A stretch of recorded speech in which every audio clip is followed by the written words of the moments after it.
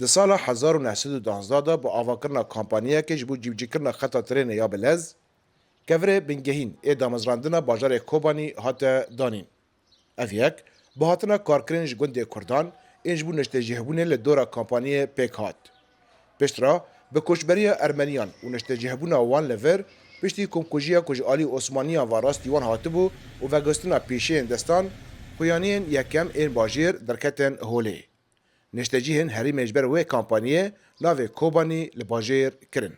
بو كل ما هوت الشركات شغلهم لبيدرجي حركس يكون هوت تيضمو لبيدري أبو كرن أمور تيضمو أم دارنا كاتن تقص أرماني هوتن أو هوتن ماجو خيبو بوجورمي أم تيضا شغلنا أم تيضا تعبنا ما تشيكري ما ترين شوني ترين تشيكري Ev cihê ku li kêlekê sînorê Tirkiyeyê û îro jî re dibêjin taxa gumrikê di navbera du gundan da bû. Kaniya Ereban û kaniya Mişîdê.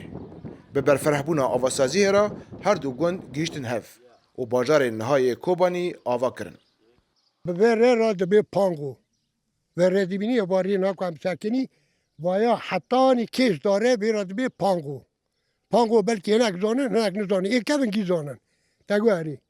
Vaya ji wê de kebir dahatin, dahat pêba trêna çêz bû xetê trênê. Şîrket bû. Kobanî ji we çaxê de em dibe Kobanî. Navê Kobaniyê di nava xelkê de her tim dihate bikar anîn. Heta ku rejîmên Erebî hatin û navê Eyn el Ereb lê kirin. Ev nav jî ji bo wê gundê hatibû dayîn ku navê wê Kaniya Ereban bû.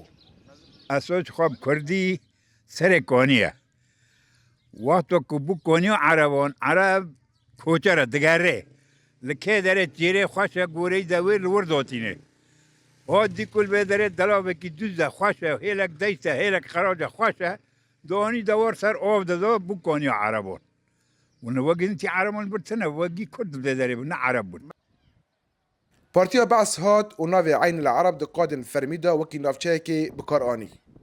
Herwiha rejîma Beas kar kir ku navên sedan gundên Kurdan biguhîrinin û bikin navên Erebî. Tevî vê yekê jî xelkê herîmê her navê resen ên bajar û gundên xwe bikar anîn.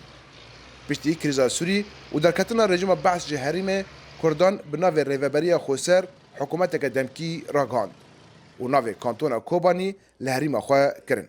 لما وقت باجار هم بجن باجار قاطع هوا كرنا في كوباني بو وبملي كوباني سرفي اساسي قوا كل شورش شنوزه ترمه هاتا هوا كرن ما حول دا ده بلگه خدا در فرمیت خدا کوبانا بانا وگرنه راستیا خوا Ev herîma ku di qadên fermî de hatibû Ereb kirin û di hundirê Sûrî de jî hatibû paşguh kirin, bi berxwedaniyê şervanên xwe li hemberî rêxistina Daişê navê xwe li hemû cîhanê belav kir.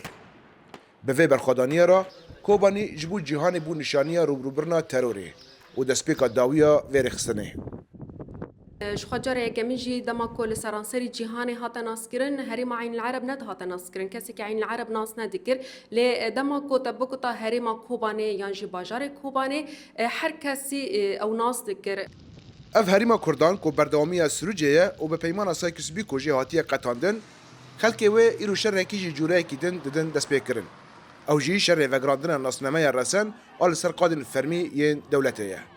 Ridwan Bêzar, Dengê Amerîka, Kobanî.